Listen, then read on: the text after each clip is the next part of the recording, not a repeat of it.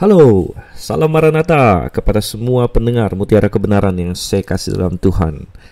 Semoga Anda dalam damai sejahtera pemeliharaan Yesus Kristus Tuhan kita sambil kita menantikan kedatangan Dia yang dapat terjadi kapan saja. Bahkan mungkin hari ini, saudara yang kasih Tuhan, kapanpun Anda mendengarkan ini, baik pagi, siang, ataupun sore atau malam. Puji syukur bahwa saya Dr. Steven Einstein Liao, saya merekam ini pada pagi hari di awal tahun 2024. Dan kebetulan pada hari ini sambil saya menatap keluar dari jendela rumah saya, ada hujan yang sudah turun dari tadi pagi ya, dari pagi sekali, dari masih gelap sudah hujan sampai sekarang. Dan saya mengucap syukur untuk hujan ini.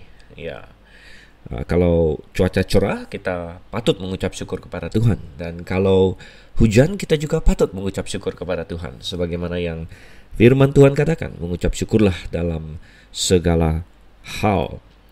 Dan saya harap podcast atau rekaman pada hari ini juga mendapatkan Anda dalam situasi yang baik, terutama secara rohani. Saya tidak tahu secara fisik mungkin Anda sehat, saya harap demikian. Tapi kalau Anda sakit, kita akan berdoa untuk Anda juga.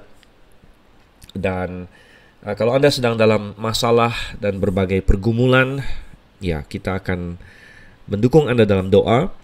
Namun belajar firman Tuhan, merenungkan firman Tuhan adalah suatu hal yang dapat kita lakukan dalam segala situasi sebenarnya. Dan firman Tuhan itu justru bisa menguatkan kita ketika kita dalam suasana rendah, dalam keterpurukan, di dalam segala masalah. Nah, tanpa berlama-lama lagi, saya mengajak kita untuk membuka Alkitab kita di dalam 1 Raja-Raja pasal yang ke-13. Kalau Anda bisa sambil mengikuti mendengarkan acara ini, bisa sambil membuka Alkitab, itu adalah yang paling baik. Dan kita akan melihat pasal ini. Tentunya saya harap Anda sudah mengikuti dari pasal-pasal sebelumnya, karena semua ini ada relevansi konteksnya. Dan ini adalah salah satu kekuatan dari kita membahas firman Tuhan secara sistematis, secara ekspositori, yaitu kita memahami konteks dari cerita, kita tahu apa yang sudah terjadi selama ini, dan kita membahasnya secara sistematis. Kalau kebetulan Anda baru dengan Mutiara Kebenaran, dan Anda tiba-tiba masuk ke 1 Raja-Raja 13, tidak apa-apa, saya yakin Anda masih bisa mendapatkan banyak manfaat dari pasal ini sendiri. Namun, kalau Anda punya kesempatan, silakan cari dan dengarkan juga pembahasan di pasal-pasal sebelumnya. Bahkan Mutiara Kebenaran ini bisa Anda dengarkan dari kitab Kejadian sampai dengan 1 Raja-Raja bahkan. Dan kalau Anda ingin tahu cara mendapatkannya, ada beberapa cara. Minimal sampai dengan titik ini Anda bisa dapatkan langsung dari GBI Agrave, karena Mutiara Kebenaran adalah pelayanan dari Gereja Baptis Independen Alkitabiah Agrave di Sunter, Jakarta tentunya. Dan kita juga upload ini secara gratis ke YouTube channel dari GBI Agrave. Kemudian ada juga kita upload ke berbagai istilah orang itu, podcast mungkin ya, atau tipe-tipe seperti Spotify dan lain sebagainya. Oke. Mari kita masuk ke dalam 1 Raja-Raja pasal 13. Sebelumnya kita akan berdoa terlebih dahulu. Bapa yang di surga, kami mengucap syukur pada pagi hari ini dalam cuaca yang sejuk ini Tuhan, dengan hujan yang turun yang merupakan berkat curahan air dari Engkau. Tuhan, kami mengucap syukur untuk semuanya, untuk keselamatan, untuk berkat-berkat jasmani, untuk kesehatan yang kami miliki. Tuhan, kalau ada pendengar sekalian yang sedang sakit, Tuhan, yang Kau kiranya menyembuhkan dia Tuhan, sesuai dengan kemurahan hati-Mu, sesuai dengan belas kasihan-Mu, sesuai dengan rencana-Mu.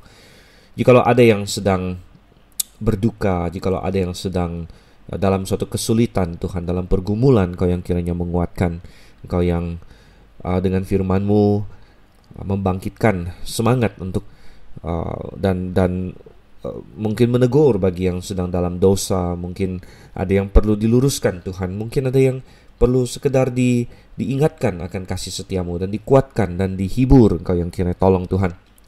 Dan Tuhan, kami akan membuka 1 Raja-Raja 13. Kami akan belajar darinya. Engkau yang kiranya tolong supaya kami bisa memahami dan melakukannya dengan baik. Kami berdoa dalam nama Yesus Kristus. Amin. Oke, satu Raja-Raja pasalnya yang ke-13. Kita mulai saja ayat yang pertama. Sedang Yerobeam berdiri di atas mezbah itu sambil membakar korban, maka atas perintah Tuhan datanglah seorang abdi Allah dari Yehuda ke Betel. Baik. Nah, di sini yang saya katakan tadi akan sangat baik kalau misalnya Anda melanjutkan ini dari pasal sebelumnya, karena kita melihat di awal sekali dari pasal 13 ini, rupanya dia langsung saja, narasinya langsung melanjutkan. Jadi dia mengasumsikan kita sudah membaca pasal 12 dan melanjutkan, di mana di pasal 12 suatu hal yang luar biasa terjadi, saudara Tuhan, yaitu nomor satu, pecahnya kerajaan Israel yang tadinya di bawah Salomo, di bawah bahkan sebelumnya Daud dan Saul, adalah satu kerajaan terdiri atas 12 suku Israel. Sekarang karena dosa Salomo, karena dia meninggalkan Tuhan, tidak sepenuh hati berpaut kepada Tuhan, dan Tuhan marah. Dan Tuhan berkata, oke, aku akan ambil dari anakmu. Nah, akhirnya terpecah dua. Kerajaan utara sesuai dengan nubuat Tuhan juga diberikan pada seorang yang bernama Yerobeam bin Nebat. Dan Yerobeam bin Nebat diangkat menjadi raja oleh Israel. Rehabeam menjadi raja hanya atas suku Yehuda dan Benyamin yang mendukung Yehuda di situ. Namun di akhir dari pasal 12 kita melihat Yerobeam melakukan suatu kesalahan yang sangat besar, sudah kita bahas. Dia tidak berjalan dengan iman, dia bukan mempercayai Tuhan, dia menghadapi tantangan. Siapa di dunia ini yang tidak menghadapi tantangan, Tuhan, saudara? Siapa di dunia ini yang tidak ada mungkin was-was tentang masa depan, ya? Yerobeam was-was akan masa depan. Yerobeam memainkan berbagai skenario di kepala dia, dan secara manusia sepertinya dia dalam posisi yang kurang diuntungkan karena rakyatnya harus ke Yerusalem terus. Namun sekali lagi, siapa di dunia ini yang tidak ada mengalami tantangan, tidak ada mengalami mungkin ketakutan akan masa depan, kecemasan dan sebagainya. Itu adalah hal yang manusiawi. Tetapi perbedaan antara orang percaya dengan orang tidak percaya adalah apakah kita akan menghadapi semua itu dengan iman atau tidak. Apakah kita menghadapinya dengan daging, apakah kita menghadapinya dengan usaha manusia, dengan rasionalisasi kita untuk melanggar firman Tuhan, untuk menjauh daripada Tuhan, untuk mengamankan posisi kita, untuk mengamankan keuntungan yang kita rasa kita miliki, padahal posisi dan keuntungan kita dapatkan dari Tuhan, ya kan? Yerobeam mendapatkan posisi raja dari Tuhan. Namun ketika dia mulai berpikir bagaimana saya bisa mempertahankan posisi raja ini, lalu dia tidak berjalan dengan iman di situ, padahal dia memiliki janji dari Tuhan. Nah, ini sudah kita bahas semuanya. Dan oleh karena itu Yerobeam menciptakan suatu agama yang menurut hatinya sendiri. Itu juga adalah di ayat terakhir dari pasal 12 di situ, di mana dikatakan Yerobeam membuat tangga, dia naik ke atas mezbah tangga itu, dia mempersembahkan korban pada bulan hari raya yang dia bikin sendiri, semua sesuai dengan rancangan hatinya. Dia menciptakan agama yang mau-maunya dia, dan ini adalah yang dilakukan oleh manusia intinya. Ketika kita tidak mengikuti Allah yang benar, kita sebenarnya sedang mengikuti diri kita sendiri. Kita menjadikan diri kita sendiri Allah, dan kita menciptakan agama diri kita sendiri. Bahkan banyak orang Kristen pun, ya, Kristen yang tidak benar-benar lahir baru, dia menciptakan agama dia sendiri, Kristen versi dia sendiri, Kristen yang suka-suka dia, tebang pilih dan lain sebagainya. Nah, ini dilanjutkan di pasal 13. Jadi kita melihat ada suatu klimaks di sini, bahwa Yerobeam mungkin sekali ini adalah pada tahun pertama dia melakukan ini, saudara kasih Tuhan. Pada pertama kali dia melakukan ini. Jadi ketika di bulan ke-8, ya, tanggal 15, ingat bahwa penyembahan yang benar di Yerusalem membuat acara hari pendamaian Yom Kippur itu di bulan ke-7. Ya, bulan ke-7 ada hari raya penuh daun, Sukot, kemudian diikuti oleh hari raya pendamaian. Yom Kippur itu adalah tanggal yang besar bagi orang Israel. Nah, Yerobeam bikin tandingannya di Betel. Betel hanya sekitar 20-an kilometer dari Yerusalem. Dan intinya seruan Yerobeam pada umatnya adalah, ngapain pergi ke Yerusalem? Datang saja ke Betel, gitu kan? Kita punya yang sama kok. Dan dia ingin mencoba meniru Salomo, tapi dia membuat tandingan, dia membuat suatu agama tandingan. Dan dia mengangkat diri sebagai imam untuk dirinya sendiri. Dan dia naik, katanya di ayat yang pertama di sini. Yerobeam berdiri di atas mezbah itu sambil membakar korban. Jadi dia menjadi imam untuk agama baru dia. Nah, terhadap klimaks ini, terhadap apa yang dilakukan oleh Yerobeam ini, Tuhan tidak tinggal diam. Sehingga kita membaca ada tokoh kedua yang muncul di cerita ini, yaitu dikatakan atas perintah Tuhan datanglah seorang abdi Allah dari Yehuda ke Betel di sini, ya. Dan di sini kita melihat ada beberapa tema yang muncul. Yang pertama adalah munculnya seorang abdi Allah, abdi Allah. Dan secara literal, kalau dalam bahasa Inggris ini diterjemahkan man of God, ya, man of God. Nah, di bahasa Indonesia man of God sering diterjemahkan abdi Allah. Sebenarnya dalam bahasa Ibrani adalah ish Elohim. Ish artinya manusia atau orang sebenarnya. Manusia kepunyaan Allah. Ya, tapi abdi Allah adalah terjemahan yang cukup baik ya, walaupun abdi itu sebenarnya artinya hamba ya dalam bahasa. Sebenarnya kata abdi itu dari bahasa Ibrani juga, eved sebenarnya di situ. Oke, tapi jadi kita melihat ada suatu versi di sini, ada suatu kita bilang kontras yang sangat besar antara Yerobeam dengan abdi Allah. Jadi abdi Allah ini tidak dikasih tahu namanya kepada kita. Ya. Kita tidak diberitahu nama dia, kita hanya diberitahu dia dari Yehuda. Dan dari Yehuda ini, Yehuda adalah yang baru saja Yerobeam melepaskan diri dari Yehuda. Dan Yehuda adalah sumber kecemasan Yerobeam selama ini, ya kan? Bahwa dia cemas bahwa orang dia akan kembali lagi ke Yehuda dan sebagainya. Tapi ketika dia cemas dan tidak berjalan dengan iman, dia malah membuat agama dia sendiri. Tuhan sengaja kirim abdi Allah, ya, hambanya dari Yehuda. Dan kita melihat ada suatu pertentangan, kontras yang besar. Yerobeam menggambarkan orang yang tidak diselamatkan, saudara-saudara. Yerobeam menggambarkan orang dunia. Yerobeam menggambarkan orang yang murtad bisa juga. Yerobeam menggambarkan orang yang beragama namun tidak memiliki hakikatnya bisa juga. Sebagaimana yang dinyatakan di dalam coba kita buka di sini 1 Timotius, coba kita lihat di sini ya. 1 Timotius kita lihat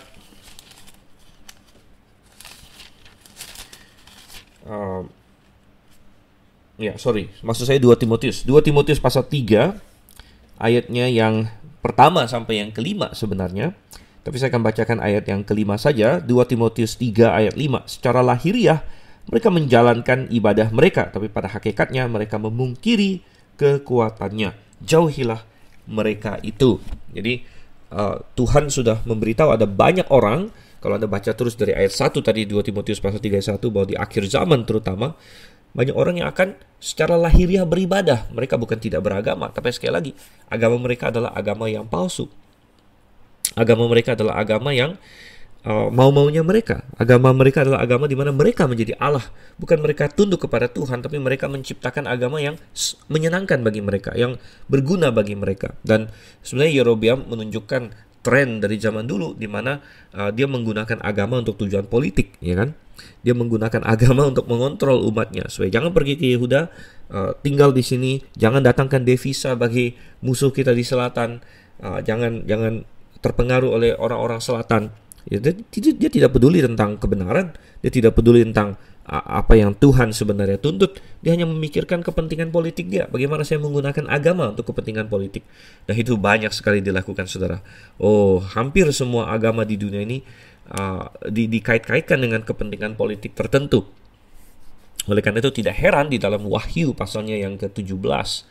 Nah, ini kita lompat jauh sekali ya ke kitab Wahyu di dalam Perjanjian Baru, dan kita tidak akan panjang lebar di sana karena kita hanya punya waktu 1 jam dan ada banyak sekali bahan yang mau kita bahas. Tapi di Wahyu pasal 17, kalau Anda ingat, kalau Anda punya waktu, Anda buka di sana Wahyu pasal 17. Di sana dikatakan bahwa Yohanes melihat suatu penglihatan, ada seorang perempuan dengan baju yang mewah, dengan baju ungu dan segala macam itu, duduk di atas binatang. Dan binatang itu adalah digambarkan sebagai binatang yang berkepala 7, bertanduk 10. Itu menggambarkan kerajaan antikristus. Jadi di akhir zaman, dan ada perempuan ini yang duduk di atas binatang ini. Dan perempuan ini katanya mabuk dengan darah orang-orang kudus dan sebagainya. Dan perempuan ini menggambarkan apa? Perempuan ini menggambarkan sebenarnya adalah agama-agama palsu dunia ini. Ya, agama-agama palsu dunia ini bukan hanya yang non-Kristen, tapi termasuk Kristen yang palsu juga, saudara-saudara. Kristen yang palsu, Kristen yang namanya Kristen tapi sebenarnya tidak mengenal Kristus, itu akan termasuk ke dalamnya. Dan salah satu ciri khasnya adalah bahwa wanita ini duduk di atas binatang. Dan artinya agama-agama palsu menggunakan kekuatan politik untuk menganiaya orang-orang percaya yang sejati. Tetapi pada sebaliknya juga, mereka juga dipakai, agama dipakai oleh kekuatan politik, dipakai oleh negara-negara. Ya. Dan ini benar sepanjang masa. Kita hanya perlu melihat sekeliling kita, apalagi di Indonesia ya. Kita tahu bahwa seringkali agama dipakai untuk politik dan lain sebagainya.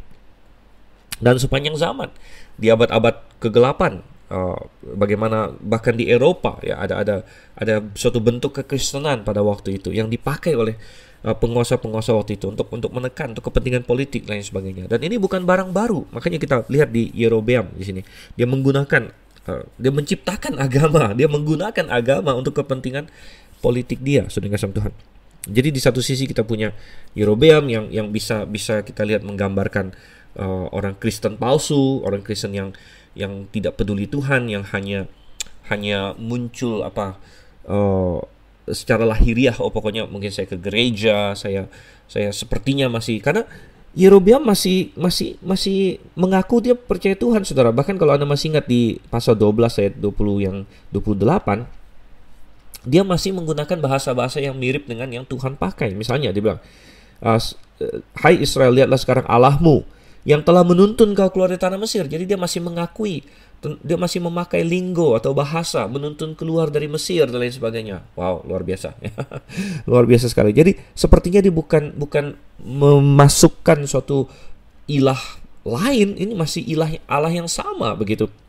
Namun tentu tidak ya, tentu tidak. Tentu apa yang dilakukan jauh dari penyembahan kepada Allah yang benar, kepada Tuhan yang benar. Dan dia hanya menggunakan bahasa yang sudah familiar dengan orang Israel pada waktu itu. Dan hari ini banyak sekali kekristenan yang kacau balau, yang menggunakan bahasa-bahasa yang familiar, haleluya, amin, puji Tuhan, segala macam, Jesus Christ, lain sebagainya. Menggunakan bahasa yang sama, tapi artinya berbeda, vocabulary-nya berbeda, dan intinya berbeda, sebenarnya hakikatnya berbeda. Jadi di satu sisi kita ada orang seperti ini, Yerobeam yang beragama namun tidak selamat, orang yang duniawi dan lain sebagainya. Di satu sisi yang lain lagi kita punya abdi Allah ini. Abdi Allah ini bahkan tidak disebutkan namanya bagi kita, namun ada satu hal yang signifikan, yaitu dia datang atas perintah Tuhan, katanya di sini. Dia datang atas perintah Tuhan. Ada suatu kontras antara agama yang diciptakan oleh Yerobeam dengan perintah Tuhan. Dan perintah Tuhan di sini dalam bahasa aslinya adalah Devar Jehovah. Secara literal bisa diterjemahkan firman Tuhan, ya, firman Tuhan. Bahkan frase ini, Devar Jehovah, ini akan mendominasi pasal ini. Jadi dia muncul, coba saya hitung ya. Dia akan muncul banyak kali di ayat 1 ada Devar Jehovah di sini. Kemudian kita lihat lagi di ayat yang kedua, lalu atas perintah Tuhan, itu Devar Jehovah sekali lagi. Kemudian di ayatnya yang kelima dikatakan di situ, bagian terakhir, atas perintah Tuhan, sekali lagi atas Devar Jehovah, atas firman Tuhan. Kemudian kita akan lihat lagi di ayat yang ke-9 nanti ya. So beginilah diperintahkan kepadaku atas firman Tuhan. Nah, menarik ya, di LAI sekarang di ayat 9 dia terjemahkan firman Tuhan. Ya, itu akar katanya sama dalam bahasa aslinya, yaitu Devar Jehovah. Ya, yaitu firman Tuhan. Jadi makanya bisa LAI kadang-kadang terjemahkan perintah Tuhan, kadang-kadang terjemahkan firman Tuhan. Tapi Anda bisa lihat ya, betapa banyak yang mendominasi ayat ini. Kemudian pasal ini maksudnya. Kemudian kita lihat lagi di ayatnya yang ke-17. Yang ke-17, sebab telah diperintahkan kepadaku atas firman Tuhan, sekali lagi. Kemudian di ayat 18 juga. Nah, ini yang palsu ya. Si nabi palsu, nanti kita akan lihat. Pokoknya tapi ada atas perintah Tuhan di situ ayat 18. Kemudian kita akan lihat lagi. Jadi di ayatnya yang ke-20. Ayatnya yang ke-20 dikatakan datanglah firman Tuhan. Ya. Kemudian di ayat yang ke-26, masih dalam pasal yang sama, 1 Raja-Raja 13.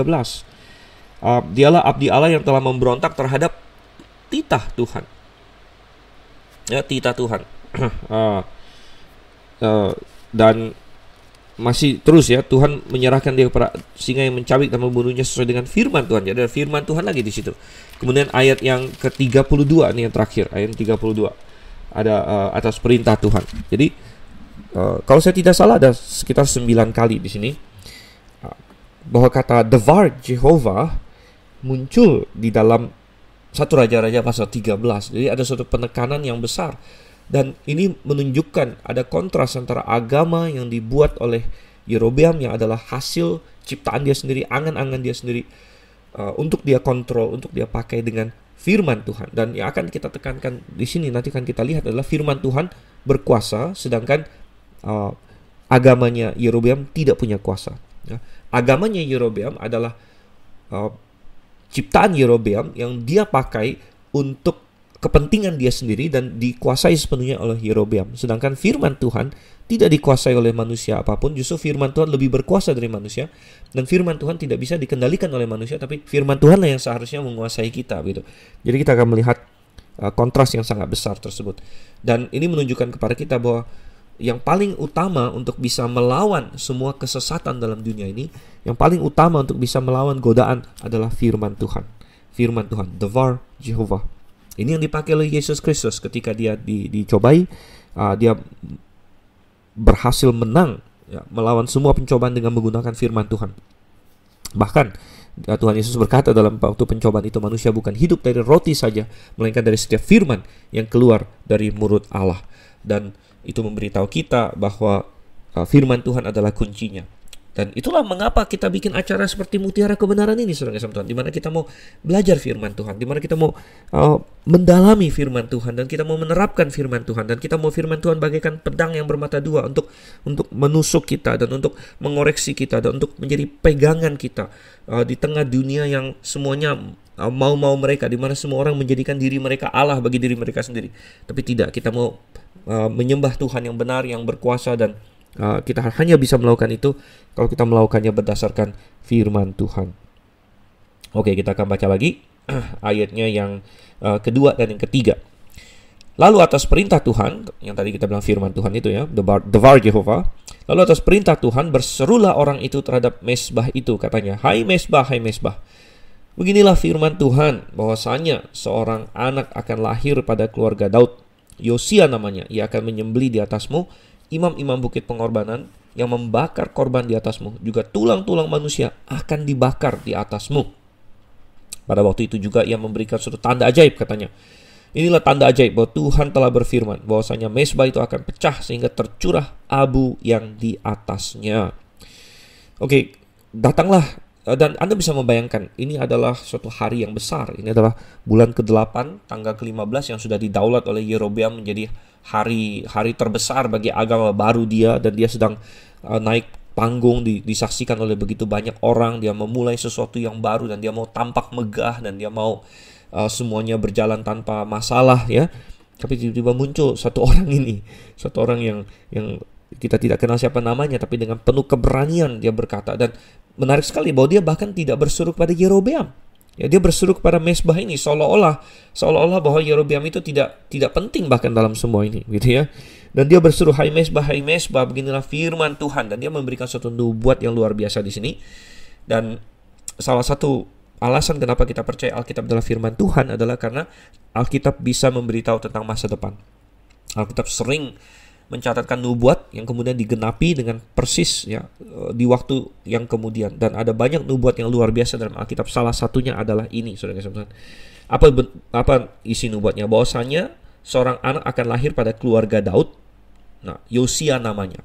Oke, jadi sekali lagi kita melihat Tuhan ingat apa yang memotivasi Yerobeam untuk menyimpang dari Tuhan. Karena dia takut bangsanya, umatnya kembali kepada keluarga Daud. Ya. Dia takut itu terjadi. Padahal dia sudah punya janji dari Tuhan di 1 Raja-Raja 11. 1 Raja-Raja 11 Tuhan berjanji, hei Yerobeam, aku akan angkat kamu jadi raja kalau kamu taat padaku, kalau kamu ikut aku, kalau kamu setia pada jalan yang kutunjukkan, aku akan membangun suatu keluarga yang mantap bagimu seperti Daud. Itu adalah janji yang luar biasa, saudara Tuhan. Namun Yerobeam tidak mempercayai janji Tuhan itu. Sehingga dia berpikir bahwa bagaimana caranya dan sebagainya. Dia bikin agama palsu dia. Dia takut bahwa bangsa dia akan ditelan habis kembali oleh keluarga Daud. Padahal mestinya dia percaya sama Tuhan. Tapi karena dia tidak percaya Tuhan, Tuhan datangkan apa yang dia takutkan, saudara. Tuhan bilang, oke, kamu kamu takut kepada keluarga Daud, dan sehingga kamu menyimpang, justru aku akan mendatangkan penghakiman kepadamu dari keluarga Daud. Jadi seorang anak akan lahir daripada keluarga Daud, Yosia namanya. Dan Yosia ini dinubuatkan akan datang, akan menyembelih di atasmu imam-imam bukit pengorbanan, dan pokoknya menghancurkan agama palsu dan tempat-tempatnya. Mesbah yang didirikan oleh Yerobeam ini akan dihancurkan oleh seorang dari anak Daud yang namanya Yosia. Dan wow, luar biasa sekali saudara Tuhan. Ini ditepati dengan tepat sekali persis 340 tahun kemudian. Jadi ini dicatat di dalam 2 Raja-Raja. Penggenapannya dicatat dalam 2 Raja-Raja pasal 23. Nah, tentu kita tidak akan bahas panjang lebar, kita akan sampai ke sana juga kalau Tuhan menghendaki suatu hari nanti di 2 Raja-Raja pasal 23. Tapi Anda bisa lihat di sana. Dan terutama ayatnya yang ke-15 di situ, 2 Raja-Raja 23 ayat 15 berbicara tentang Raja Yosia. Juga mesbah yang ada di Betel, bukit pengorbanan yang dibuat oleh Yerobeam bin Nebat yang mengakibatkan orang Israel berdosa. Mesbah dan bukit pengorbanan itu pun dirobohkannya, batu-batunya dipecahkannya, lalu ditumbuknya halus-halus menjadi abu dan dibakarnya lah tiang berhala. Oke. Jadi, dan kalau Anda baca terus ayat 16 dan sebagainya, dikatakan bahwa Raja Yosia akhirnya menggenapi apa yang dinubuatkan oleh abdi Allah di 1 Raja-Raja pasal 13. Nah, memang ini tidak terjadi dengan segera. Ini terjadi 340 tahun kemudian. Namun digenapi persis. Dan bahwa ini digenapi sekian ratus tahun kemudian justru membuat nubuat ini semakin signifikan. Karena nubuat ini bukanlah prediksi gamang-gamang yang sering dilakukan oleh berbagai tukang ramal lainnya. Sehingga saya pernah membaca suatu cerita mengenai di Yunani kuno, kalau saya tidak salah, ini saya bisa salah ya, tapi kalau saya tidak salah ada seorang raja namanya Croesus kalau saya tidak salah, dan dia mau menyerang kerajaan Persia begitu. Dia adalah raja dari suatu wilayah Yunani sana kalau saya tidak salah sini. Dan di Yunani ada seorang dalam tanda kutip nabi yang terkenal ya. Sebenarnya bukan nabi, mereka sebut itu oracle. Nah, mungkin kalau yang sedikit familiar, akrab dengan mitologi Yunani tahu ya, oracle di Delphi namanya. Jadi di Yunani sana terkenal ada kayak semacam pelihat atau peramal yang terkenal, oracle, yang ceritanya bisa memberitahukan masa depan. Dan letaknya di Delphi. Dan Raja Croesus katanya pergi ke Delphi. Kemudian dia tanya, apa yang akan terjadi kalau saya menyerang Raja Persia, gitu, ya kan? Apakah saya akan menang dan sebagainya. Dan Anda tahu, oracle atau pelihat di Delphi itu memberikan jawaban yang luar biasa, saudara-saudara. Luar biasa, saya kasih dalam tanda kutip ya, karena oracle ini berkata apa? Kalau Anda menyerang ini Persia, engkau akan menghancurkan suatu kerajaan yang besar. Jadi engkau akan menghancurkan suatu kerajaan yang besar. Itu jawabannya. Gitu. Tapi tidak diperjelas bahwa kerajaan mana yang akan dihancurkan gitu, saudara-saudara. Dan akhirnya si Croesus ini menyerang Persia dan benar dia kalah. Dia kalah dan kerajaan dia hancur. Ya, sehingga Croesusnya kalah, tapi ternyata reputasinya Delphi ini malah hebat, seolah-olah dia memprediksi dengan benar gitu bahwa engkau akan menghancurkan suatu kerajaan yang besar. Ternyata kerajaan dia sendiri gitu. Tetapi Anda bisa melihat dengan jawaban yang seperti itu, maka yang mana saja bisa benar gitu kan. Kalau misalnya si Croesus menyerang Persia lalu Persia kalah, ya benar juga gitu kan. Kalau dia menyerang dan seperti yang terjadi kerajaan dia sendiri hancur, ya benar juga. Jadi adalah kebiasaan dari banyak peramal-peramal dunia ini dan lain sebagainya untuk berbicara dengan kata-kata bersayap. Anda pernah membaca horoskop? Ya, saya tidak anjurkan Anda membaca horoskop. Dulu waktu remaja saya pernah ya melihat-lihat horoskop, bukan karena saya percaya itu, tapi ya saya lahir di bulan November saya pribadi, sehingga kalau di SMA teman-teman bilang, oh kamu Scorpio atau lain sebagainya, bla bla bla. Ya saya tidak pernah begitu peduli sebenarnya. Tapi kemudian ada yang tunjukkan saya, wah Scorpio ya bulan ini begini. Tapi itu semuanya bahasa bersayap, saudara-saudara. Anda akan bertemu dengan sesuatu yang luar biasa pada bulan ini. Ya, itu kan bisa apa saja ya. Dalam hal percintaan, berhati-hatilah dengan apa yang semuanya nggak begitu jelas dan tergantung imajinasi kita sendiri. Bagaimana kita bisa menerapkannya ke dalam kehidupan kita begitu. Tidak demikian dengan nubuat-nubuat Alkitab. Nubuat-nubuat Alkitab itu bisa diverifikasi. Nubuat-nubuat Alkitab ya seperti terutama yang ini ya, karena memang ada nubuat yang lebih terbuka, tapi ada juga nubuat-nubuat yang sangat spesifik di sini dikatakan bahwa akan datang seorang anak lahir pada keluarga Daud, Yosia namanya. Bahkan namanya saja sudah disebut. Dan ini mengindikasikan, mengilustrasikan bahwa Allah adalah Allah yang Maha Tahu, Allah yang mengetahui bahkan 340 tahun kemudian siapa yang akan lahir. Dan ini adalah salah satu nubuat yang hebat sekali dalam Alkitab, ya. Yang mungkin yang lain yang mirip dengan ini yang ada dalam Alkitab juga adalah yang di kitab Yesaya, di mana Koresi disebut di situ oleh Yesaya 150 tahun sebelum dia lahir. Bahkan Yesaya sudah menubuatkan tentang Koresi. Tapi seorang abdi Allah di sini menubuatkan lahirnya Yosia 340 tahun sebelum dia melakukan apa yang dia lakukan di sini.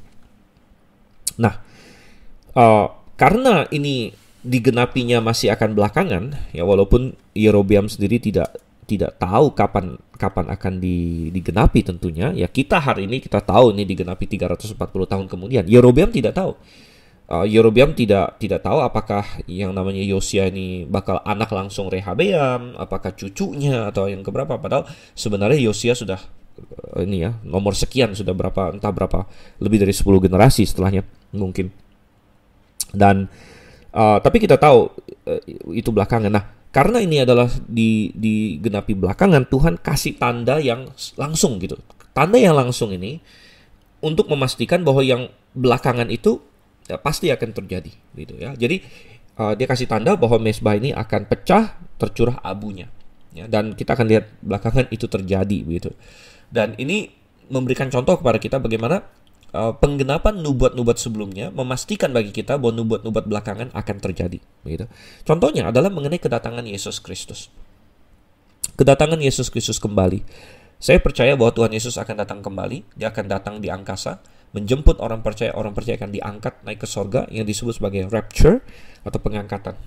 Nah, ada orang Kristen yang bahkan tidak percaya ini, saudara-saudara. Dan mereka berkata bahwa pengangkatan itu hanya suatu metafora saja. Bahwa Yesus Kristus tidak benar-benar datang secara badani, tidak benar-benar datang. Dan saya percaya Yesus akan mendirikan kerajaannya di atas muka bumi ini. Ya, saya percaya itu karena Alkitab berkata bahwa dia akan memerintah 1000 tahun lamanya. Nah, sekali lagi ada banyak orang Kristen yang percaya milenium, post milenium yang berkata enggak lah, itu enggak akan terjadi secara literal kok, ya. Bahwa Yesus Kristus mendirikan kerajaan itu kan figuratif, dia memerintah di hati kita dan sebagainya. Namun kita kan sudah membahas 1 Samuel, 2 Samuel, 1 Raja-Raja. Ketika Daud dikasih tahu bahwa seorang anakmu akan memerintah untuk selama-lamanya di atas tahtamu, jelas itu adalah tahta yang literal, saudara. Tahta yang politik, tahta yang fisik, tahta yang memerintah atas kerajaan dengan wilayah yang real. Saya percaya Yesus Kristus akan datang untuk memerintah di atas bumi secara real. Dan saya tahu itu karena nubuat-nubuat yang sebelumnya digenapi secara literal. Kedatangan Yesus yang pertama digenapi secara literal, saudara Tuhan. Yesus Kristus lahir di Bethlehem, literal sesuai dengan nubuat. Yesus Kristus lahir sebagai manusia, literal digenapi. Yesus Kristus mati di salib, literal digenapi. Yesus Kristus bangkit dari antara kematian, literal digenapi. Jadi semua nubuat yang ada dalam Alkitab digenapi secara literal. Maka semua nubuat yang akan datang yang belum digenapi, saya yakin dan percaya akan digenapi secara literal juga, ya. Jadi tadi balik ke ayat 3 bahwa ada suatu tanda yang diberikan yang langsung untuk memastikan, untuk membuat Yerobeam dan semua yang hadir di situ tahu bahwa yang belum digenapi, yang tentang Yosia ini pasti literal juga, pasti akan digenapi juga, ya. Oke, kita lihat ayat yang keempat sekarang. Demi Raja Yerobeam mendengar perkataan abdi Allah yang diserukannya terhadap mezbah di Betel itu, yang mengulurkan tangannya di atas mezbah dan berkata, tangkaplah dia. Tapi tangan yang diulurkannya terhadap orang itu menjadi kejang sehingga tidak dapat ditariknya kembali. Mezbah itu pun pecahlah sehingga abu yang di atasnya tercurah sesuai dengan tanda ajaib yang diberitahukan abdi Allah itu atas perintah Tuhan. Oke, jadi apa respon dari Yerobeam, saudara-saudara? Ingat, Yerobeam pernah mendapat firman Tuhan melalui Nabi Ahia. Nabi Ahia yang kasih dia tanda dengan mengoyakkan bajunya menjadi 12 bagian. Saudara-saudara Tuhan masih bermurah hati sebenarnya ketika Tuhan mengirimkan abdi Allah ini. Dan Anda tahu, setiap kali Tuhan mengumumkan suatu penghakiman, di situ sebenarnya terselip ada suatu kemungkinan untuk pertobatan.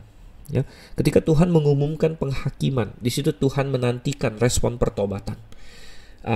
Dan ketika seseorang bertobat, maka penghakiman Tuhan bisa ditangguhkan. Penghakiman Tuhan bisa dimodifikasi. Ya, Tuhan bisa menata ulang penghakimannya, saudara kasih Tuhan. Tuhan punya kekuasaan untuk itu. Misalnya ketika Tuhan berkata, oh aku akan ambil kerajaan dari Salomo, namun Tuhan bisa mengubahnya. Tuhan bisa bilang oke, ya kalau begitu aku akan lakukan pada zaman anaknya. Nah, ini satu hal yang sangat menarik, karena ada satu raja yang juga jahat dalam Alkitab, namanya Ahab. Belakangan kita akan ketemu dengan Ahab, saudara-saudara. Jadi kita tidak akan spoiler terlalu banyak sekarang, tapi di pasal-pasal selanjutnya kita akan ketemu dengan tokoh namanya Ahab. Ahab orang yang jahat. Namun ketika Tuhan kasih dia pengumuman penghakiman, Ahab sempat merendahkan hati. Nanti kita akan baca itu. Ahab sempat sampai berkabung, berpuasa dan sebagainya, dan Tuhan bilang sama Elia waktu itu, "Hei, kamu lihat Ahab merendahkan hati. Oleh karena itu segala malapetaka itu aku akan datangkan bukan pada zamannya tapi pada zaman anaknya." Jadi Tuhan bisa memodifikasi ini apa yang dia katakan. Artinya memodifikasi bukan dalam pengertian Tuhan bohong, tapi Tuhan bisa mendatangkan apa yang dia katakan itu dengan cara-cara yang lain, begitu. Ya, dengan cara-cara yang lain. Saya sudah sering khotbahkan ini, dan di Mutiara Kebenaran kita sudah sering bahas ini. Misalnya waktu Tuhan menghakimi Simeon dan Lewi, Yakub bernubuat melawan Simeon dan Lewi karena Simeon dan Lewi anak-anak Yakub itu mereka ini ya melakukan suatu kesalahan besar. Mereka membunuh seluruh kota Sikem waktu itu, dan yang membuat Yakub sangat marah di situ ya. Dan Yakub bernubuat Simeon dan Lewi akan disebar di antara suku-suku Israel.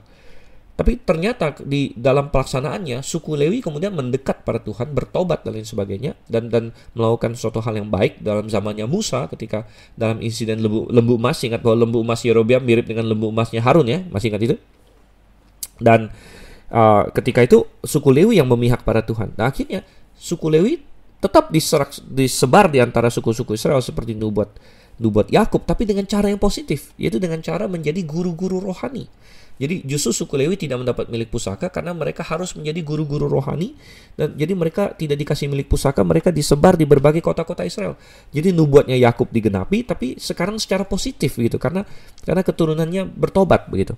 Dan demikian juga Yerobeam punya kesempatan untuk bertobat di sini, namun dia tidak. Dia ulurkan tangannya, tangkap dia. Dan ini adalah respon yang sangat sering dilakukan oleh banyak orang ketika dia mendengar firman Tuhan yang tidak dia sukai. Yang dia lawan adalah pembawa pesannya, saudara. Wah, ini bahaya ya. Ini memang salah satu resiko dari pekerjaan pemberita firman Tuhan, termasuk untuk pengkhotbah hari ini ya. Nah, tergantung apakah pengkhotbah hari ini berani untuk menegur dosa atau tidak, berani untuk menyatakan firman Tuhan atau tidak. Sekali lagi, pilihannya adalah antara sistem dunia, sistem yang diciptakan oleh Yerobeam, sistem iblis, atau firman Tuhan. Tadi kita sudah bilang dari awal, firman Tuhan atau sistem dunia. Firman Tuhan atau agama yang diciptakan dunia. Agama yang diciptakan dunia tentu akan mengokekan dosa, dia akan bikin sistem mereka sendiri. Sekarang dunia sedang tergila-gila dengan LGBTQ. Di negara-negara barat kamu tidak boleh ya mengatakan dengan terus terang. Di sebagian negara bahkan kalau Anda berkhotbah melawan homoseksualitas, melawan transgender, Anda bisa didenda, Anda bisa masuk penjara, Anda bisa diserang oleh mereka. Saya baru-baru ini membaca di news bahwa seorang pengkhotbah jalanan di Amerika ditembak di kepala langsung oleh seseorang begitu.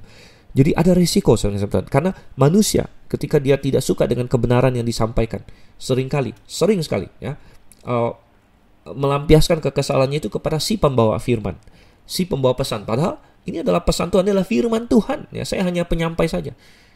Namun, ya pembawa pesan sering menjadi bulan-bulanan di sini. Ya, dan Yerobeam tangkap dia katanya. Tapi Tuhan dalam kasus yang satu ini intervensi. Tuhan intervensi. Dan Tuhan selalu intervensi, namun dengan cara yang berbeda-beda. Dan Tuhan intervensi secara langsung di sini. Dan ini untuk menyampaikan suatu peringatan di sepanjang zaman bahwa, hey, hati-hati berurusan dengan orang-orang yang kuutus yang memberitakan firman-Ku ya. Dan tangannya Yerobeam langsung kejang ya. Saya tidak tahu apa yang terjadi di sini. Secara supranatural tangannya kejang, tidak bisa ditarik kembali. Kalau dalam KJV, kalau saya tidak salah dia pakai istilah his hand withered di sini ya. Coba saya cek. And his hand which he put forth against him dried up. Jadi tangannya kayak menjadi kering katanya gitu ya. Kalau di Indonesia bilang menjadi kejang, dalam bahasa King James menjadi kering. Jadi Anda bisa bayangkan ini kayak sesuatu terjadi di sini ya, secara ajaib. Dan tanda yang dinyatakan di ayat 3 itu terjadi di ayat 5, mesbah itu pecah ya. Dan ayat yang ke-6 coba kita baca. Lalu berbicaralah raja dan berkata pada abdi Allah itu, mohonkanlah belas kasihan Tuhan Allahmu dan berdoalah untukku supaya tanganku dapat kembali. Dan abdi Allah itu memohonkan belas kasihan Tuhan, maka tangan raja itu dapat kembali dan menjadi seperti semula. Jadi Tuhan sengaja intervensi di sini supaya abdi Allah ini tidak dilukai dan lain sebagainya. Dan memang benar, segera langsung Yerobeam berubah 180 derajat sikapnya. Dia langsung tidak berani apa-apa. Dia minta bahkan hamba Tuhan ini mendoakan dia. Dan hamba Tuhan ini dengan penuh kasih karunia terhadap orang yang baru saja mau mencelakai dia, saudara, memohonkan belas kasihan Tuhan. Dan Tuhan mendengarkan dia. Dan tangannya menjadi seperti semula di sini ya. Oke, ini tentunya pelajaran bagi kita bahwa kita tetap harus mengasihi orang-orang yang membenci kita. Bahkan itu adalah yang telah Tuhan ajarkan kepada kita. Tetapi kita akan lihat nanti, mengasihi orang yang membenci kita bukan berarti berkompromi, ya, saudara sekalian, ya, bukan berarti berkompromi. Kita akan lihat di ayatnya yang ke-7. Kemudian berbicara raja kepada abdi Allah itu, marilah bersama-sama dengan aku ke rumah, segarkan badanmu, sesudah itu aku hendak memberikan suatu hadiah kepadamu. Tapi abdi Allah itu berkata kepada raja, sekalipun setengah dari istanamu kau berikan kepadaku, aku tidak mau singgah kepadamu, juga aku tidak mau makan roti atau minum air di tempat ini. Sebab beginilah diperintahkan kepada kau atas firman Tuhan. Ya, sekali lagi, Devar Jehovah tadi. Jangan makan roti atau minum air, dan jangan kembali melalui jalan yang telah kau tempuh itu. Lalu pergilah ia melalui jalan lain, dan tidak kembali melalui jalan yang telah diambilnya untuk datang ke Betel. Dan segera setelah Yerobeam gagal menangkap orang ini karena dia dilindungi oleh Tuhan, Yerobeam berganti taktik di sini. Ya, dan sepertinya tidak ada pertobatan sejati sekalipun tangannya jadi kaku, jadi kering, jadi kejang, ya, dan dia melihat kuasa Tuhan dan tanda yang diberikan oleh nabi atau abdi Allah ini benar-benar terjadi bahwa mezbah itu pecah. Tapi kita akan melihat nanti di akhir dari pasal ini tidak ada pertobatan sejati pada Yerobeam, dan dia sepertinya berganti haluan. Apa yang dia tidak bisa dapatkan melalui kekerasan, dia mencoba. Jadi dia ganti, dia bilang malah dia undang abdi Allah ini, ayo ke rumah aku, segarkan, aku hendak memberikan suatu hadiah kepadamu. Jadi dia tidak bisa aniaya si abdi Allah ini. Dia beralih kepada dia mau sekarang menggunakan abdi Allah ini untuk membenarkan posisi dia, dan dia ingin seolah-olah berkata, lihat, nggak terlalu masalah lah, kita mungkin ada perbedaan ya, tapi nggak apa-apa, kita tetap bisa berteman begitu. Ya, oke, kita beda pendapat, tapi kita bisa berteman kok, begitu kan? Kita beda pendapat, namun saya menghargai kamu, kamu menghargai aku. Dan dia ingin, intinya dia ingin supaya abdi Allah ini datang ke rumah dia, makan, jadi bersahabat dengan dia, dan dari persahabatan itu seolah-olah memberikan suatu legitimasi kepada apa yang dia lakukan. Yerobeam tentu tahu bahwa di antara orang-orang Israel masih ada yang percaya kepada Tuhan, masih ada yang benar-benar menghormati firman Tuhan. Dan kalau dia bisa membuat abdi Allah ini seolah-olah datang ke rumah dia dan lain sebagainya, makan bersama dengan dia, bahkan menerima hadiah dari dia, maka seolah-olah abdi Allah yang mewakili Tuhan ini, ya mungkin kita ada beda pendapat, tapi masih saling menghargai kok, gitu. Dia masih oke-oke saja dengan saya. Dan puji syukur abdi Allah ini tidak jatuh kepada taktik ini, karena Tuhan sudah peringatkan dia, kamu tidak boleh makan di situ. Ya, Tuhan ingin berkata intinya bahwa kerajaan Israel di utara dipimpin oleh raja mereka sudah menyimpang, sudah menjauh, dan aku tidak mau kamu bersekutu dengan mereka. Dan saudara yang kasih Tuhan, ini mungkin sesuatu yang tampak keras bagi kita hari ini. Dan kita hidup di zaman di mana jauh lebih populer untuk membuat teman. Ya, ada istilah, ngapain kita ini kan, kita harus pintar-pintar membuat teman. Dan ini adalah zaman di mana orang berkompromi. Ini adalah zaman di mana orang membuat relasi dan lain sebagainya. Dan sehingga salah satu doktrin yang sangat-sangat tidak populer hari ini adalah doktrin separasi, Tuhan. Padahal ada waktunya, ada saatnya kita mengulurkan tangan. Ada saatnya kita bersekutu, ada saatnya kita menunjukkan ya keterbukaan. Tapi ada juga poin-poin di mana kita harus separasi, Tuhan. Kita harus berkata, saya tidak mau terlibat dalam hal ini. Saya tidak mau bahkan bersekutu dengan kamu, karena kamu menentang Tuhan dan saya tidak bisa bersekutu dengan kamu. Dan sekali lagi, tidak bersekutu dengan seseorang bukan berarti lalu kita membenci mereka. Abdi Allah ini tidak membenci Yerobeam. Bahkan Abdi Allah ini berbuat baik kepada Yerobeam, ya kan? Ketika Yerobeam tangannya kejang dan dia minta didoakan, Abdi Allah ini bukan berkata, syukurin kamu, tadi kamu mau tangkap saya, mau masukin saya penjara, syukurin. Nah, enggak. Abdi Allah ini berkata, oke, saya doakan kamu. Jadi bahwa Abdi Allah ini ketat, separasi, tidak, Tuhan suruh aku separasi dengan kamu, Tuhan tidak mau aku makan di rumah kamu, Tuhan tidak mau aku bersekutu dengan kamu, Tuhan tidak mau aku terlihat sebagai teman kamu, gitu. Tapi bukan berarti aku benci kamu, ya. Aku tetap mengasihi kamu, aku mau kamu bertobat sebenarnya, gitu kan. Nah, kita harus punya konsep seperti itu hari ini, saudara kasih Tuhan. Sangat jelas sekali. Ya, di dalam 2 Korintus pasal 6 Tuhan berkata, dapatkah terang bersatu dengan kegelapan? Apa hubungannya bait suci dengan Belial dan lain sebagainya, ya. Hari ini terlalu banyak orang Kristen atas nama toleransi. Ya, toleransi adalah kata kunci di zaman ini, kan. Atas nama toleransi, pluralisme dan lain sebagainya. Terlalu banyak yang kita melupakan ada prinsip-prinsip separasi juga. Kita harus separasi dari kesalahan. Ya, kita tidak boleh tidak separasi. Dan ini benar secara pribadi, ini benar bagi gereja. Saya bukakan di dalam 2 Yohanes, saudara Tuhan. Kita buka 2 Yohanes di sini, ya. Saya akan bacakan 2 Yohanes pasal 1 ayat yang ke-9 dan 10. Saya bacakan di sini. Setiap orang yang tidak tinggal di dalam ajaran Kristus, tetapi yang melangkah keluar dari situ, tidak memiliki Allah. Barang siapa tinggal di dalam ajaran itu, ia memiliki bapa maupun anak. Jikalau seorang datang kepadamu dan ia tidak membawa ajaran ini, janganlah kamu menerima dia di dalam rumahmu dan janganlah memberi salam kepadanya. Saudara Tuhan. Separasi sangat jelas sekali di sini. Anda mungkin berkata, apa penerapan praktisnya mengenai separasi ini? Ya, tentu doktrin separasi kita bahas bisa panjang lebar, saudara. Saya hanya akan berikan beberapa saja. Misalnya, doktrin separasi berarti bahwa orang Kristen sejati mestinya tidak terlibat dalam ekumenisme. Tidak terlibat dalam ekumenisme. Tidak terlibat dalam usaha penggabungan agama-agama dunia. Bukan berarti kita tidak mengasihi agama-agama lain. Kita sangat mengasihi mereka. Makanya kita mau memberitakan Injil pada mereka. Kalau kita lihat ada orang ketabrak mobil atau kesusahan atau dicopet, kita tolong mereka. Nggak usah tanya agama apa. Nggak usah. Secara kemanusiaan kita tolong orang. Ada orang yang jatuh dari tangga, ya mau dia agama apa, kayak ateis, kayak apa, kayak kita tolong mereka. Itu adalah bentuk kasih kita. Tetapi ketika kita ditawarkan untuk, misalnya ya, kita ditawarkan, ayo kita kumpul-kumpul semua agama, berdoa bersama kepada Tuhan, minta sesuatu, gitu. Ya, saya harus bilang sorry, saya tidak bisa ikut. Kenapa? Tuhan kita beda. Ya, terus terang saja, Tuhan kita beda, begitu sebenarnya. Dan ya, karena saya menyembah Tuhan Yesus Kristus. Apakah Yesus Kristus Tuhanmu? Gitu kan? Dan kalau mari kita bersatu berdoa kepada Tuhan. Tuhan yang mana? Gitu. Tuhan yang mana?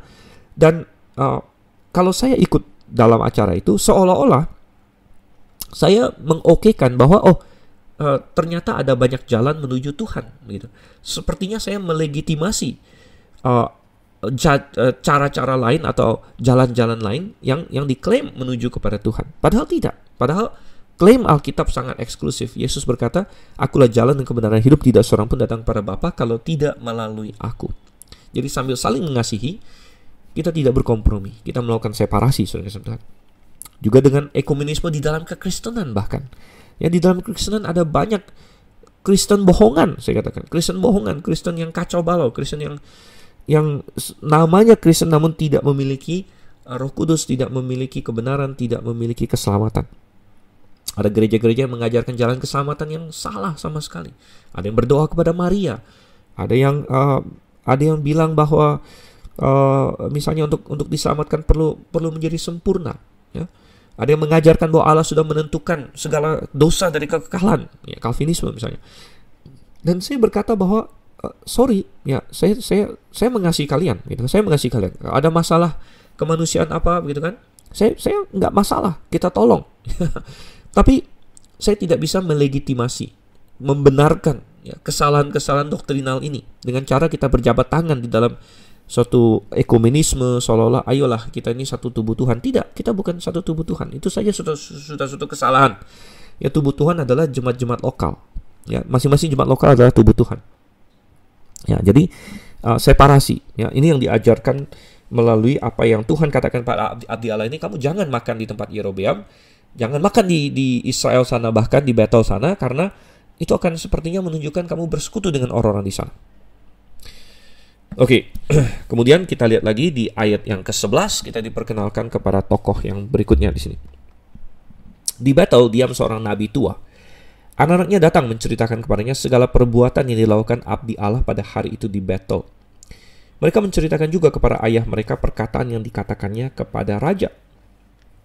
Kemudian ayah mereka bertanya, dari jalan manakah ia pergi? Lalu anak-anaknya menunjukkan kepadanya jalan yang diambil abdi Allah yang datang dari Yehuda itu. Ia berkata kepada anak-anaknya, pelanai keledai bagiku. Mereka memelanai keledai baginya, lalu ia menunggangnya dan mengikuti abdi Allah itu dan mendapatinya duduk di bawah sebuah pohon besar. Ia bertanya kepadanya, engkaukah abdi Allah yang telah datang dari Yehuda? Jawabnya, ya, akulah itu. Oke, kita stop sampai sana dulu. Kita diperkenalkan kepada tokoh selanjutnya, tokoh ketiga dalam cerita ini, yaitu seorang nabi tua katanya yang diam di Betel. Nah, apa yang bisa kita simpulkan mengenai orang ini? Belakangan kita akan lihat bahwa ini nabi yang nggak benar ya. Itu akan makin jelas selanjutnya dari ayat-ayat selanjutnya. Tetapi segera kita sudah curiga bahwa nabi ini nggak benar gitu. Bahkan sebelum kita baca yang selanjutnya. Mengapa? Kalau inilah nabi yang benar, kenapa Tuhan tidak pakai dia untuk menentang si Yerobeam? Kenapa Tuhan harus kirim sampai seorang dari Yehuda? Ya. Dan oke, mungkin itu satu poin ya masih belum cukup. Poin selanjutnya adalah katanya anak-anaknya datang menceritakan kepadanya segala perbuatan yang dilakukan abdi Allah pada hari itu di Betel. Berarti anak-anaknya hadir di peresmian mesbah atau di hari raya Yerobeam yang dilakukan Yerobeam di pusat mesbahnya itu. Anak-anaknya hadir di situ. Apa yang sedang mereka lakukan di situ, saudara? Anak-anak dari nabi ini. Berarti dengan kehadiran mereka sedang menyetujui. Ya, mereka tidak bersuara menentang. Kita tidak membaca itu. Tidak ada yang protes selain dari abdi Allah ini. Jadi dengan hadirnya mereka di sana menyaksikan, mereka memberikan persetujuan mereka secara tidak langsung kepada apa yang dilakukan oleh Yerobeam. Ya. Jadi kita lihat nabi ini, nabi yang sudah tua, diam di Betel, anak-anaknya ikut menyaksikan apa yang dilakukan Yerobeam. Mereka adalah hamba Tuhan yang berkompromi di sini. Mereka mungkin takut untuk bersuara melawan Yerobeam atau lain sebagainya.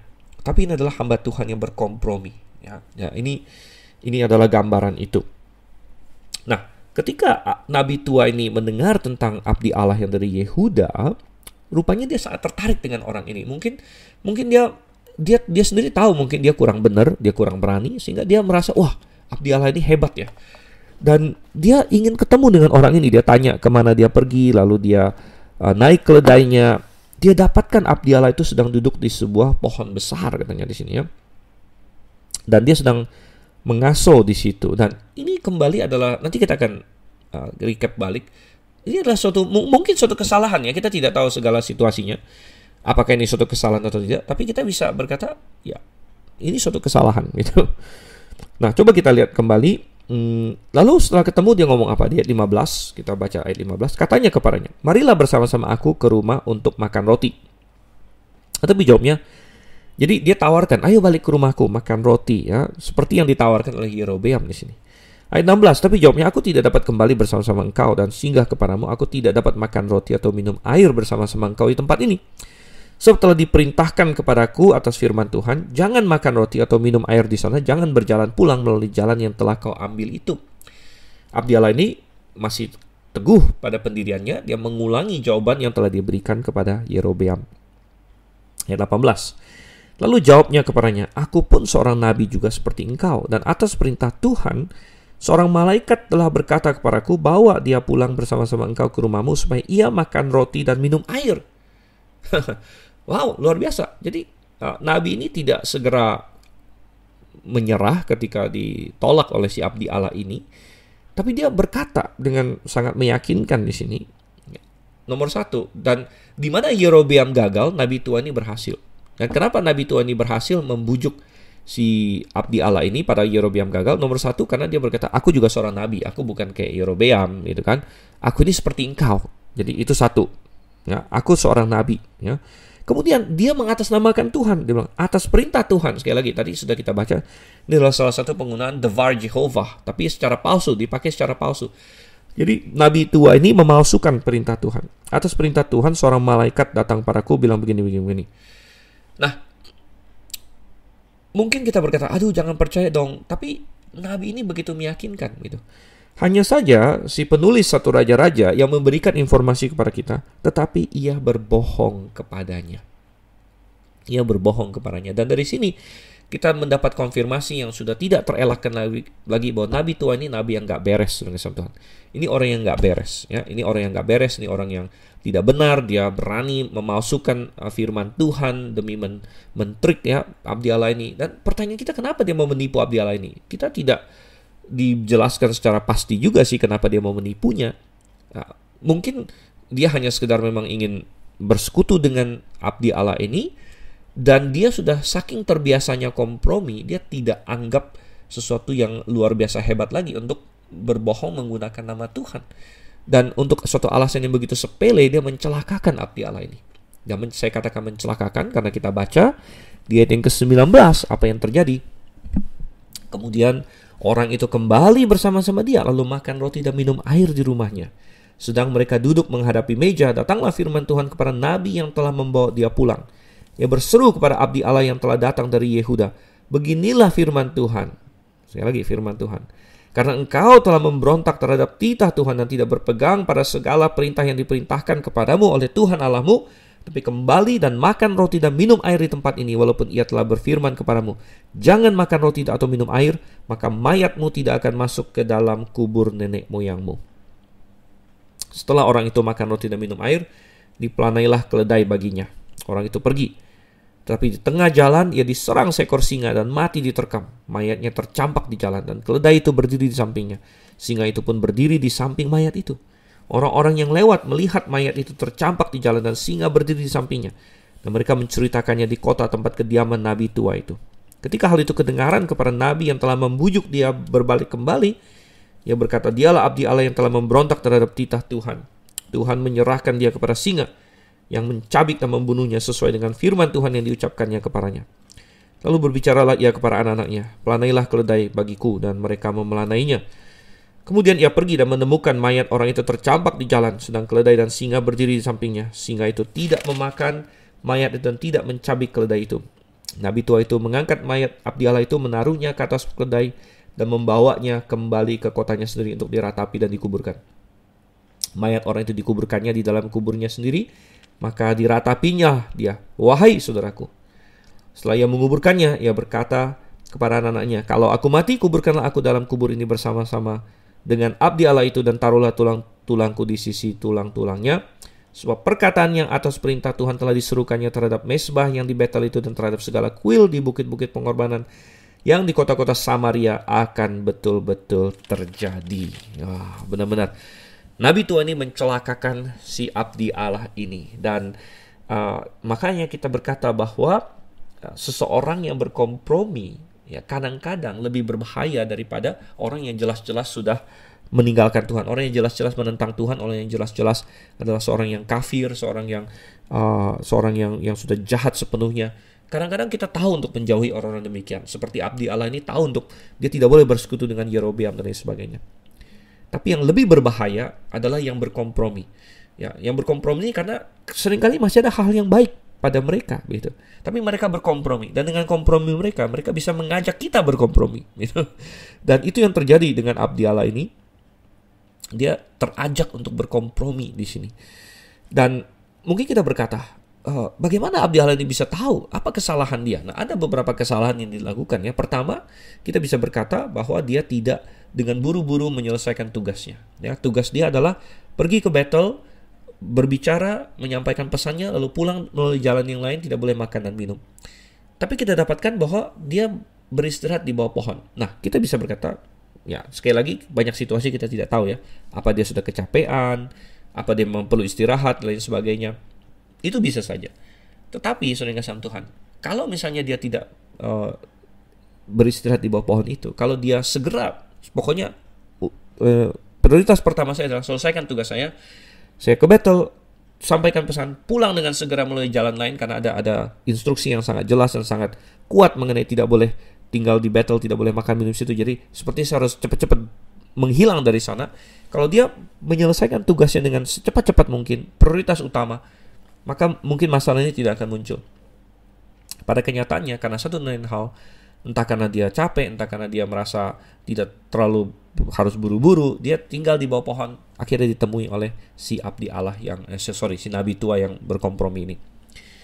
Kesalahan dia yang berikutnya, yang tadi yang lebih fatal lagi dan paling fatal, adalah dia terlalu percaya dengan klaim firman Tuhan ini, ya. Jadi dia termakan oleh suatu klaim. Tuhan bilang padaku begini. Ya, kata si nabi tua ini. Tuhan bilang kepadaku, seorang malaikat datang padaku, bawa dia balik, kasih dia makan. Saudara, begitu banyak orang hari ini tertipu juga oleh fenomena firman Tuhan yang diklaim, gitu, ya. Karena di zaman sekarang ini, sejak munculnya gerakan Pantekosta karismatik di awal abad 20, banyak yang sekarang mengklaim dia adalah nabi, ya. Banyak mengklaim dia adalah dia mendapat firman Tuhan dan lain sebagainya.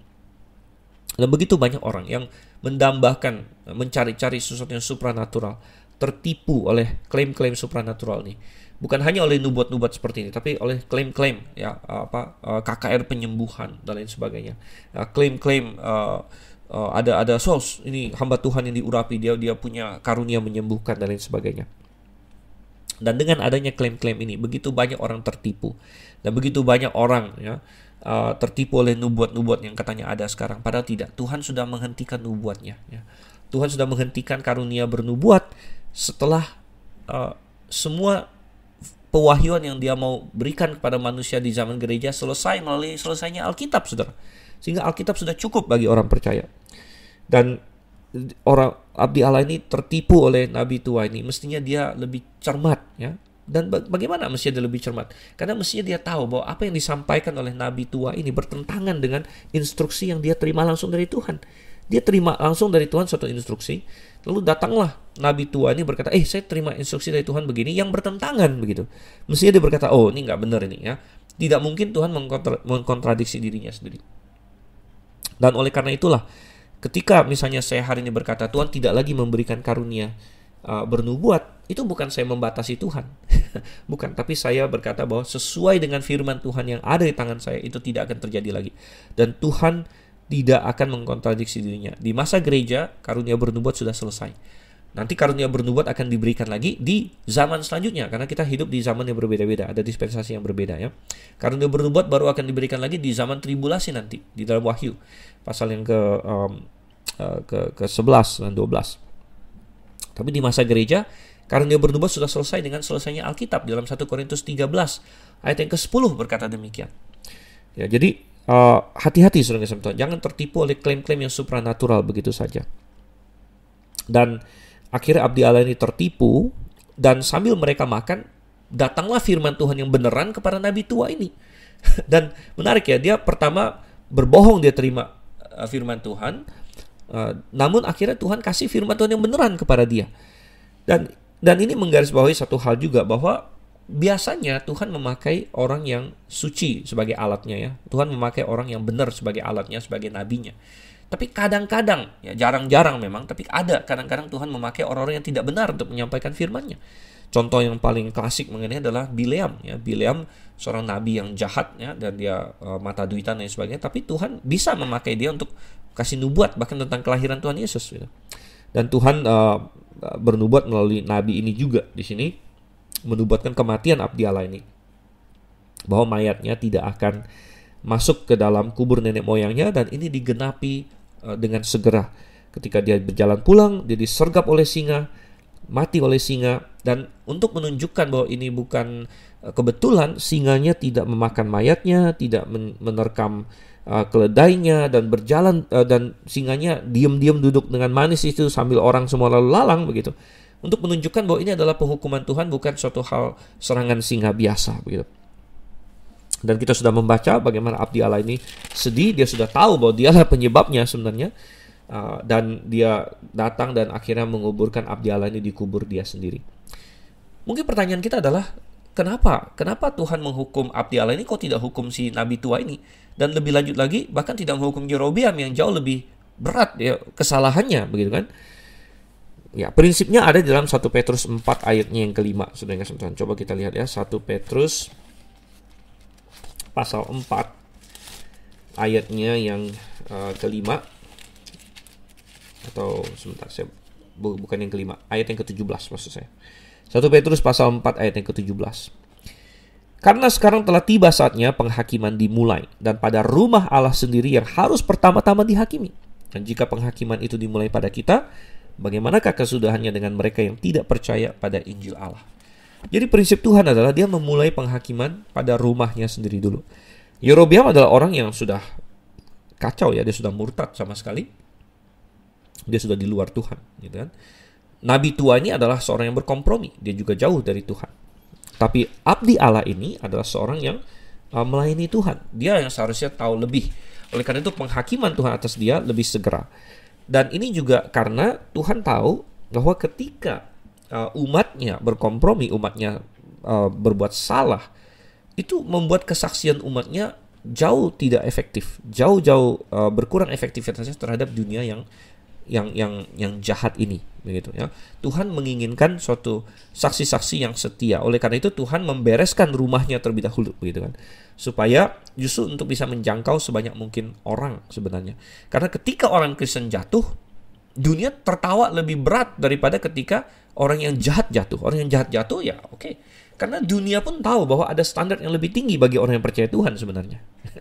Ada standar yang lebih tinggi bagi kita. Dan mungkin kita berkata, oh tidak fair. Ya memang kita bukan bicara masalah fair gitu. Tuhan menaruh standar lebih tinggi pada kita. Dunia pun tahu.